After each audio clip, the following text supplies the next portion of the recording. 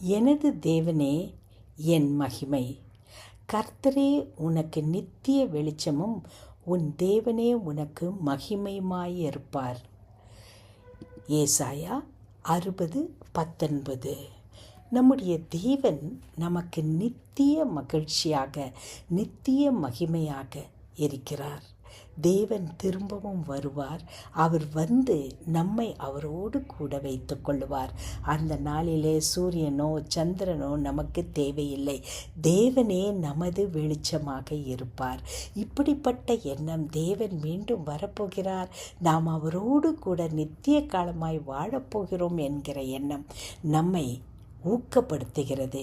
இந்த ஊக்கத்தோடு நம்முடைய வேலைகளை எல்லாம் செய்து தேவனை நமது மகிமையாக என்றென்றும் காண்போமாக. அன்பின் பரமதகப்பனே, நீரே எங்களது மகிமை. ஆண்டவரே, நீர் வந்து எங்களை மூடி இணைத்து கொள்ளுவதற்காக, நீரே எங்கள் வெளிச்சமாக இருப்பதற்காக உமக்கு நன்றி. இந்த எண்ணத்தோடு, இந்த உற்சாகத்தோடு இந்த நாளிலே காரியங்கள் அனைத்தையும் செய்ய எங்களுக்கு உதவி செய்யுங்க. இயேசு கிறிஸ்துவின் மூலமே ஆமேன்.